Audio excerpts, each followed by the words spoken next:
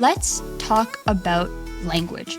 Today, I want to talk about how our choices in audio can really impact how the ad actually performs. Do not forget that people are hearing your ads as well as seeing them. You do have to do your research to make good voiceover content. In this attention-driven economy that we live in now, the name of the game is no longer stopping the scroll. It's creating content that's actually worth watching and worth engaging with. The key to effectively using trending audios, in my experience, is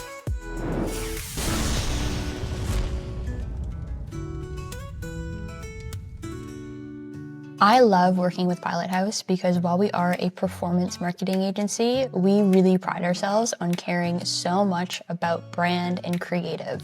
At Pilot House, we don't just make ads, we craft them. Every edit, every word, every scroll-stopping detail is built with purpose and care, and I truly believe that care drives creativity and creativity drives results. Our attention to both scale and brand allows us to craft strategies that deliver you short-term results while making you long-term successful, which is so important for any DTC brand. If you are curious about learning more about working with Pilot House, you can fill out a lead form at pilothouse.co and let them know you want to go on a brand new ad venture. You don't actually have to say that. You don't have to make a pun. I'm not going to force you to make a pun. Just fill out the lead form. We'd love to chat with you. Hi, welcome back to Ad-venturous, the podcast produced by DTC and hosted by me, Aves. Today, I wanted to talk about something a little bit, different. We spend a lot of time when we talk about ad creative, talking about visuals and how the ads look. And that includes when we're talking about short form video content. I've spent a lot of time on this podcast, as well as other really cool podcasts like All Killer No Filler, check it out, talking about how to create visuals for your short form video content that are really engaging, exciting, and actually drive conversions. But today, I want to talk about how our choices in audio can really impact how the ad actually performs. I think that I see a lot of brands with really cool, exciting short form video content, and then they overlay really terrible audios on top, or they've got really bung voiceovers that they add that don't really add anything to the experience. And I think that the way that our ads sound, it tends to be a secondary thought in how we create content now, because back when dinosaurs scrolled the earth and people were mostly scrolling on Meta on their desktop feed, most of the time sound would be off on videos. It was just sort of something that we all knew. So you didn't really have to account for how your ad actually sounded. But with this shift in how we consume content, both as ads as well as in our sort of everyday organic lives, we are trained to digest a ton of short form content now with the sound on. So if we're, scrolling on TikTok or looking at stories and reels, it'd be pretty weird to have your sound off unless you're in a doctor's waiting room. I implore you in those settings, in public, do have your sound off. It's really annoying if you are on TikTok and full blast in a common space. Don't do that. But anyway, I'm getting sidetracked. I don't need to complain to you guys about that. I think that what happens now is that because we were all sort of as marketers trained to think about how ad sounds as a secondary thought, we don't tend to really strategize around how ads sound and what audios we're using today. I feel like for a while, when TikTok started to become a thing and we started to engage with short form content, there were 5 songs that marketers cycled through and added to their content. And I feel like all these years later, those songs still send chills down my spine. They're very annoying. I think that there's a real problem with oversaturation in audio. So I really, again, want to talk about different ways to strategize and actually make your audio complementary to your entire ad. I won't get too far into it, but I do think just the psychology of sound is particularly interesting. One little fun fact about me is I can't visualize in my mind. It's called aphantasia, so you don't see any pictures. My head is completely empty. I only see the back of my eyelids. So sound plays a really particularly important role in my own life in terms of triggering emotions and memory. Same with smell. But yeah, I think it's really interesting. I am someone who swears by starting their days with a little dance party. I think that it speaks to my sunny disposition in life. but I also have to admit that Mitski has been my most streamed artist for almost my entire life. So I obviously do love a little sad girl hour and some introspection. But yeah, I feel like music, sound, audio, the exploration of how that actually impacts our mood and how we feel about something is really interesting. And again, it really ties back to the theme of today's episode, which is just using that particular part of ads to your advantage. So the main thesis of this episode, hopefully you make it all the way through. If you don't, main point is do not forget that people are hearing your ads as well as seeing them. Don't sweep it under the rug because folks do scroll with their sound off. Really think about how you can use this as another piece of the puzzle to really drive the conversions. So like I said, I wanted to go over a couple different ways that we can use sound and audio in our video content. The first is the most simple, but voiceovers. Voiceovers, really classic, really sort of bread and butter of any type of video content. I think especially about, longer form creator, user, or employee generated content. And here's the thing, I really hate to burst your bubble, but your scripts need to be good for creator content, long form video content. Your scripts really need to be good. They need to be thoughtful and engaging and strategic. So stop being lazy and unplug from ChatGPT for like 2.5 seconds and really think about what you're doing when you're pumping out, creator content after creator content that uses a really similar script. You're not really testing anything there. There's no meat, there's no substance. And that type of content, I definitely can empathize as someone who works on the creative side of marketing. That type of content is particularly laborsome to source and develop. And so throwing it all away and attaching a really sort of bland voiceover to it just has never made any sense to me. I think that the script that you give creators, it does matter a lot. For me, I tend to really pay a lot of attention to the creators that I'm working with through brands and really make sure that they have a deep understanding and connection with their audience so that I don't have to script every single word that they say, and I can give them sort of the highlighted points to make, but allow them to use their own language. It's like, especially with creator generated content, their job is to create. They tend to be pretty good at it when you're engaging folks with a little more experience. So it's kind of dumb and kind of stupid to not allow them to actually kind of harness that creativity. So what I tend to do and how I approach making sure that my voiceovers and my scripts are good is I really try to do the work of finding creators that actually make an impact for my brands and resonate with the personas and sort of make sense in our segmentation breakdowns. When you do this, the chances are the people that you bring on board as creators are just going to get it. They're just going to understand the brand and they're going to be able to help you create those really engaging voiceovers. So really take your time, especially when formulating your hook with creator generated content. Try your best to coordinate with them, make sure that the visuals match up with what they're saying, and start with the hook and then sort of fill in the subsequent lines from there. That's how I do it. I think that's sort of the most logical way to go about it. A couple of things that I never want to see again in my entire life, well, I guess hear again in my entire life, are hooks like, "This viral water bottle is changing the game," or "I've been seeing this water bottle everywhere. Stop scrolling and look at this water bottle."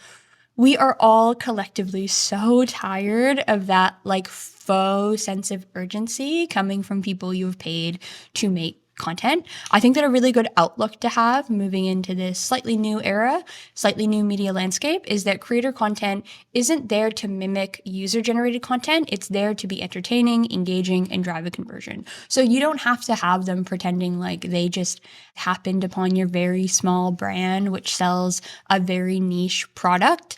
I think that it's way more worth your time and your money to have these creators, again, just creating content that is engaging and exciting, and it doesn't have to be this faux social proof anymore. People aren't really expecting that. So yeah, again, enough with the hooks that are like, "Stop scrolling, you need to see this viral lip balm." I'm so sick of it. I hate it so much, and I don't think it really works that effectively. So if you are using ChatGPT to just like spew out scripts like that, at least change the hook. That is all I'm asking you. It's a very small favor, but stop using those as your hooks. Everyone is so moved on from that language and everyone understands again that you've paid this creator, so it's just not going to work. And if one of those hooks is working in your ad account right now, I have seen it. Stranger things have happened. I have to let you know, it's probably just through sheer dumb luck, good visuals, good creator match, and eventually it will burn out. And then guess what? You learn nothing from that ad, because when you actually do the work to understand what makes a good voiceover hook, you understand what drives people to watch more of the video, what drives people to actually click, and then you have learnings to take to the next creator or the same creator. So again, if it is working in your account, good for you. It's not going to last long, so you might want to think about some iterations and some more strategic hooks to test out. When I said to sort of take your time formulating a hook, what I really mean is that you do have to do your research to make good voiceover content. I think that once you start to understand your target persona, once you really get deep into the segmentation side of things, you can start to really understand what kind of content they're absorbing organically, and you can start to speak their language, which makes a world of difference. This is something I've sort of dived into on previous episodes on the visual side, but let's talk about language, actual language. This is going to be a little bit of a tangent, so buckle up. If you're listening to this and you're going for a walk, you're going to want to sit down. And if you're doing the dishes, stop and also sit down. Not really. It's not that big of a deal. It's not that scandalous. I have a long-standing theory, though, that our online deep segmentation is causing deeper canyons in language between social groups. So what I mean by that is that we're all drip-fed content that we want to see that exists within our own community where we already exist. So there used to be these big sort of cultural moments and juggernauts where we could all pull from culture and experiences and come up with shared language together. But now, because walls are sort of going up and we all have our own algorithms and we all see very different content, things are a little bit different, and we cycle through words, especially on TikTok, so quickly that if you're not really deeply entrenched in some of these communities, you would never know what some of these sayings mean. I was trying to, when I was writing my notes for this episode, decide if I wanted to use Shakespeare or Seinfeld as an example to talk through this. And another personal anecdote is that in the beginning of the year, I sort of fell into my own Shakespeare rabbit hole. And this time around, I got crazy obsessed with Hamlet, which I don't think was very good for me. And also, this was like the third time in my life maybe that I got really obsessed with Hamlet. I made a like Hamlet inspired playlist that I listen to daily. And I was like really reading a lot of reviews and critiques on Hamlet. It just got very weird. I was living on a remote island in Australia. It got really, really odd. So I'm going to stay away from Shakespeare, although mad respect. And I do think there's like really interesting, cool points around the language he invented. Instead, I'm going to go with Seinfeld so that I don't make this too weird and esoteric and people don't want to listen or also don't find any value in it. I'm just stopping you all from listening to me talk about Hamlet for 45 minutes or more. Anyway, back to Seinfeld. Anchoring in Seinfeld. Seinfeld was such a big show at the time. Pardon me if you lived through this experience. I didn't. But they showed the finale in like Times Square. That is nuts. We don't really have anything like that anymore. It was such a cultural phenomenon because it did mix up the category of sitcom. It was this silly show about nothing. The featured characters are not very good people. It was just different than a lot of things. So it was also just very funny and the writing was phenomenal. So people really gravitated towards it. And obviously it's one of the most famous sitcoms of all time. But like Shakespeare, and I do think this is crazy, but like Shakespeare, Seinfeld invented, along with Larry David, obviously, co-writer, they invented language to describe net new pieces of culture. Some of my personal favorite examples of this are regifting. Yeah, that came from Seinfeld. Genius. The phrase close talker also came from Seinfeld. Yada, yada, yada. Seinfeld, another game changer. This language is so rooted in 90s culture, and especially in the sort of lives of our main characters living in New York. It makes so much sense that they would, be complaining about close talkers. They were complaining about everything.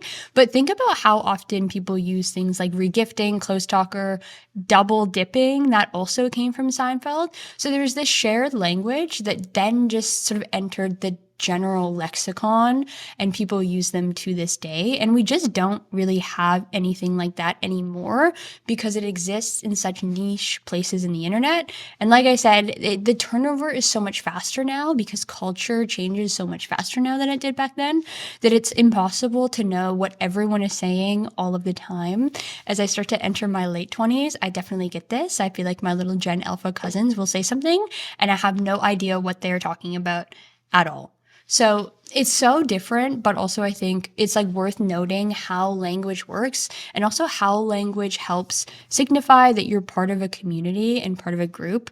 Like when Seinfeld was airing, I reckon if you dropped a close talker in conversation, people would then understand, like, another Seinfeld fan, very cool. It's sort of similar to when like an older Filipino auntie will greet me with a mabuhay in a supermarket just for fun. It signals we're part of the same community. It creates a sense of belonging and safety and joy.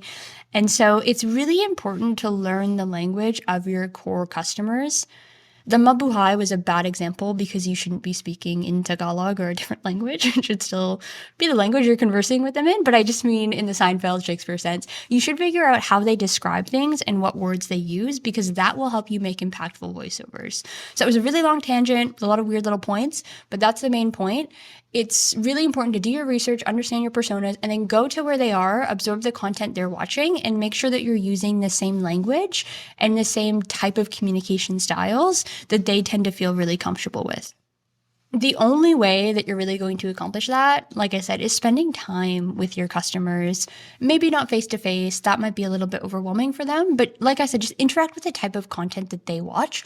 Watch the type of organic TikTok videos, or I really love watching long form YouTube content that's created by people within my personas. I think that's a really easy thing to throw in the background. Same with podcasts, really easy to put in the background and just get yourself used to how these folks speak in the language that they use and some of the words that come up over and over again, and start writing those down. It's so easy to keep a notes app list of words that you hear, folks within your persona say over and over again. Chances are you'll be able to work that into an ad, work it into a voiceover. So just keep a running list like that somewhere and make sure that you're sort of balancing using that language and also effectively communicating your USPs. I've been saying this a lot lately, but I just think in this attention-driven economy that we live in now, the name of the game is no longer stopping the scroll. It's creating content that's actually worth watching and worth engaging with, and doing this work and making sure that your voiceover is really well dialed and strategic. It's just gonna, again, help back up the visuals and make the content exciting to engage with and actually interesting. The next type of audio I want to talk about is trending audios. I forsake the day that TikTok was invented because I have wasted a lot of time on there, but also I love TikTok and I love the way that it is driven by audios. I did just yap a lot about voiceovers, longer form stuff, being really strategic, speaking the same language as your customer, Seinfeld, whatever. Big long rant. But let's get to the really fun stuff. Dumb, short audios. Trending sounds that make us laugh, that we all recognize, and we want to find a use case for immediately. The key to effectively using trending audios, in my experience, is that it should match your brand. So it should exist within the brand world that you've built. And it should also help you get across a point of view. You shouldn't just use it to use it unless sometimes it creates fun tension and it's silly and you have like your weird millennial CEO doing something silly and people just like watching that. But it should help, again, just express a very specific point of view about your brand and fit really well into the world that you've built. I want to caution y'all against trying to force performance out of these audios.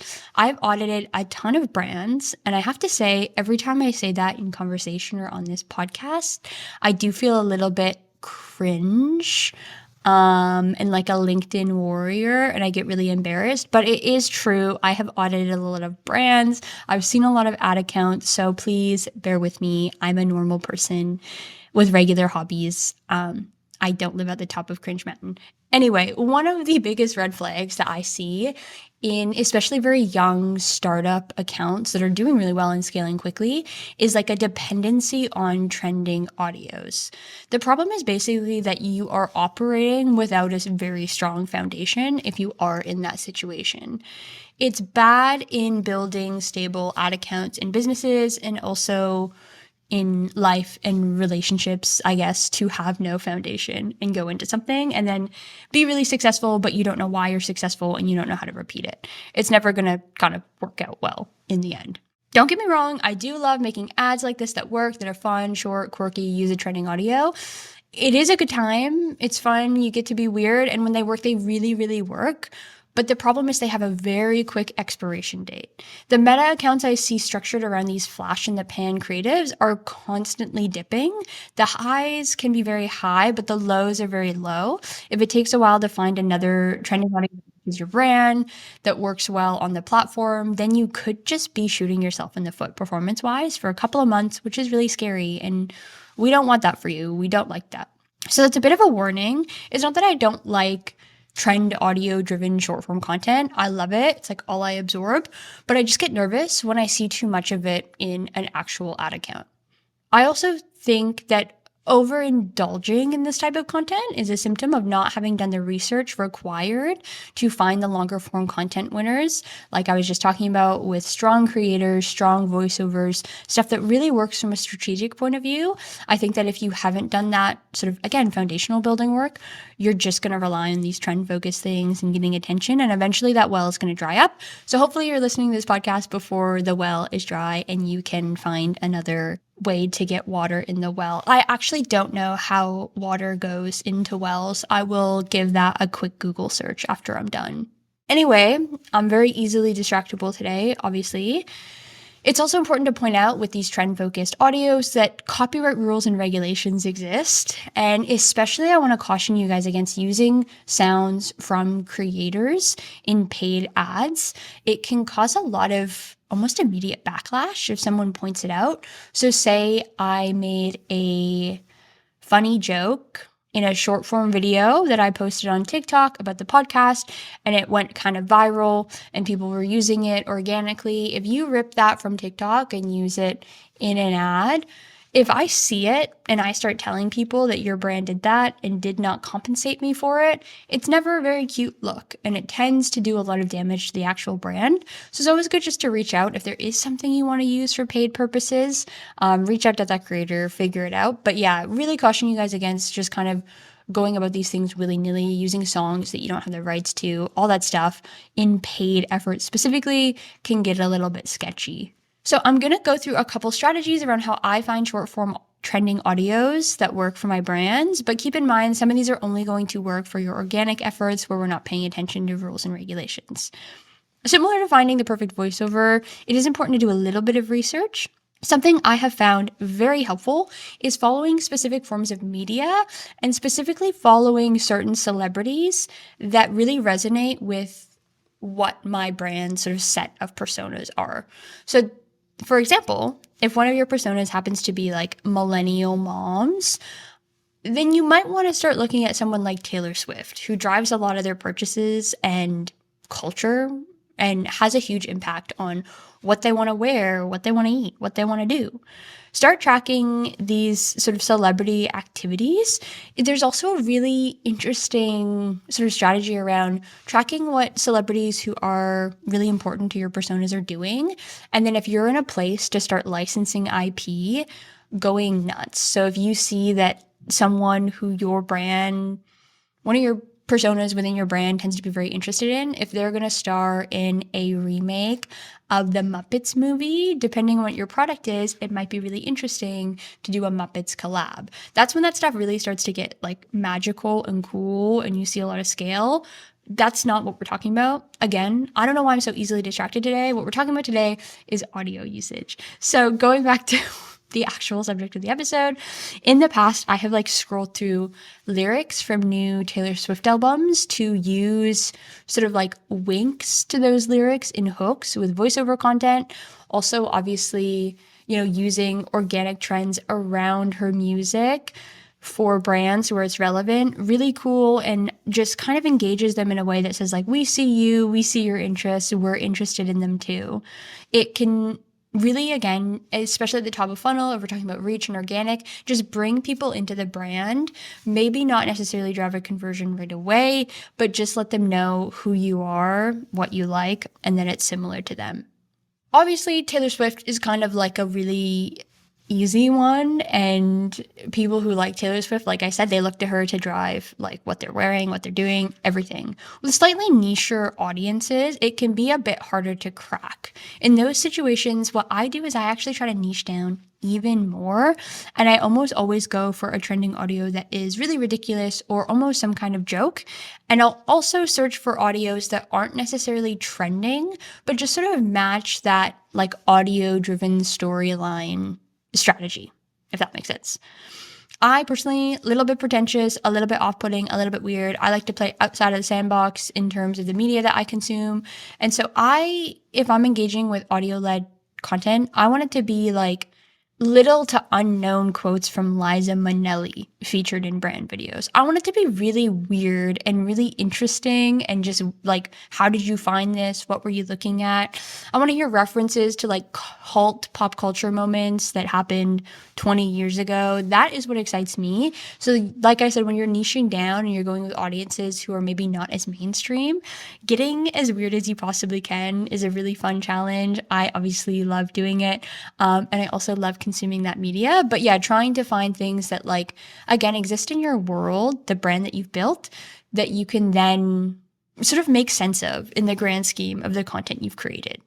I mentioned this at the top, but relying really heavily on highly trending sound bites is kind of a mistake because they do tend to get oversaturated very quickly. So unless you are like first to move in the first week, it's not really worth, deploying a piece of creator content that uses that audio or really strategizing around how to use it. If it doesn't work, it doesn't work. Again, make sure it fits into the brand that you've built and the world that you kind of exist in.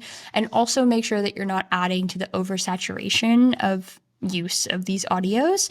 It just means that like your content needs to be even better, which is kind of scary. Your visual content, I mean, if you're using these oversaturated audios. And it also means that you have to do the extra legwork of figuring out like, what is my brand point of view here? Why am I using this? So just try to make sure that when you're using these very popular audios, like I said, you're quick to do it. I talked a couple weeks ago on employee generated content. That's a great place to do this. You just go in the warehouse, film a video. The first time you hear the audio, you get it up. It's great. You're kind of a first adopter, which is always fun. But if you leave it for a week, you have to find a creator, schedule it. You might as well not. It typically doesn't work for that long, and you've invested a lot of time and resources into it. So maybe move on. Speaking of moving on, I'm going to get to the last sort of type of audio that I like to use in ads, which is like ASMR, ambient noise, product-focused noise. I think ASMR is just the easiest way to describe it. I love ASMR a lot. It scratches my brain in a really nice way. I really like watching ASMR videos. I find it very calming. I'm doing like my junk journaling. Sometimes I do put on ASMR YouTube videos. Kind of embarrassing. But yeah, I do think that it does have a place in this world of brand building and ads. Leaning on ASMR in ads is great when you've got the right product fit. Trending audios, voiceovers, that kind of stuff when you do the work will work for everyone.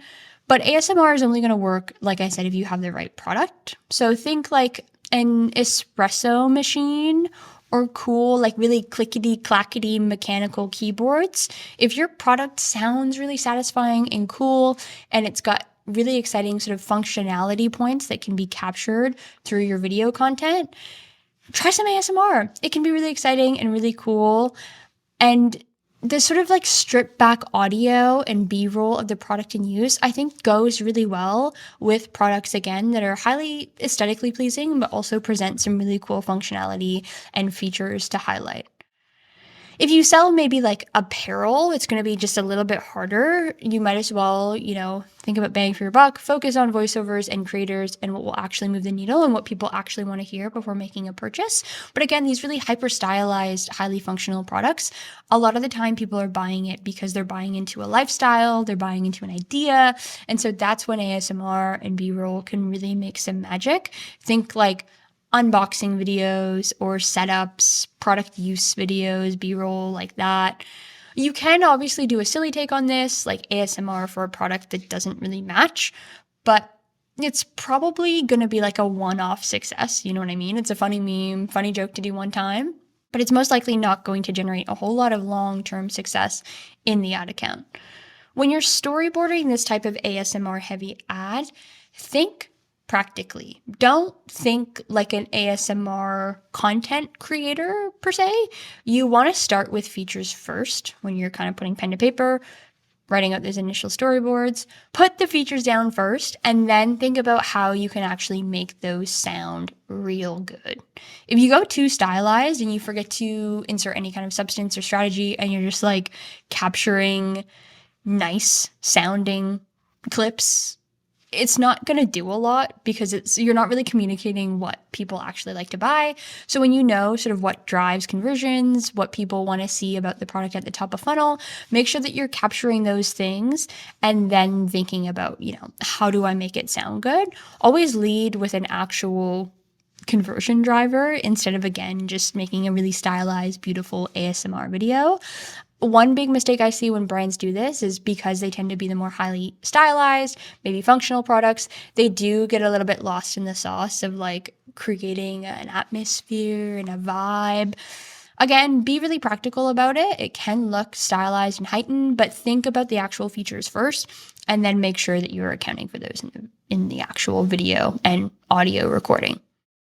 I keep doing these episodes thinking that they're going to be short because they're really tactical, but then I end up going on a lot of weird rants and also talking about the more strategic side because I do think that if you want to get practical advice that you can kind of spin up into your own ads and see performance from right away, you do need to think about the deeper things like personas and segmentation. This is something we do a ton of at Pilot House and really matters to how we approach sort of a full funnel and full stack account. It matters how you talk to people and it matters who you're talking to. That sounds very cryptic and it kind of is, but it's also really fun. I really enjoy it. I think it's really fun to figure out first who we need to talk to and then how best to talk to them. That's why this is my job. Just in conclusion though, do not forget about sound. I know that we used to all let sound and what our sort of ads sounded like fall to the wayside because it didn't matter as much, but it does really matter now because a lot of content that works well is short form or longer form video content. So we really need to reprioritize what people are hearing when they are looking at the visuals we've provided in our ads. It really does matter more than most people realize. I've run tests with like really small changes to how fast a voiceover is, different audios with similar clips. I've run a ton of different tests and it does make a huge difference. So please start thinking about this a little bit more and start conceptualizing how visuals and audio can work hand in hand and make really strong, cool, exciting ads. And please, also, I'm begging you, no more, you have to see this viral thing. Stop scrolling. Look at this thing. I'm so tired of it, you guys. I'm so tired of it. Everyone is. Again, I hate to say it, I audit a lot of brands. Those ads don't really work. And when they do, like I said, sheer dumb luck. And we don't strategize around sheer dumb luck. The last thing actually I'll say, I didn't really get a chance to mention this, and I do think it's a little bit hypocritical of me, is the quality of your audio does matter a lot, and making sure that your creators are supplying really quality audio, it does matter a lot. I say this is hypocritical of me because when I started this podcast, I did intend to film it with my very old pair of wired Apple headphones because I think it looks really chic and cool, but I do have a regular microphone now, so a shout out to Declan, our sound guy, really persuaded me to have good audio quality, and that's probably nice for you guys as well. But the actual quality of the audio does matter quite a bit. It's the same with like, unfortunately, you don't want to film something on like a really old iPhone and have it be really blurry and wacky. It's the exact same with your audio. You want it to sound crisp, you want it to sound good.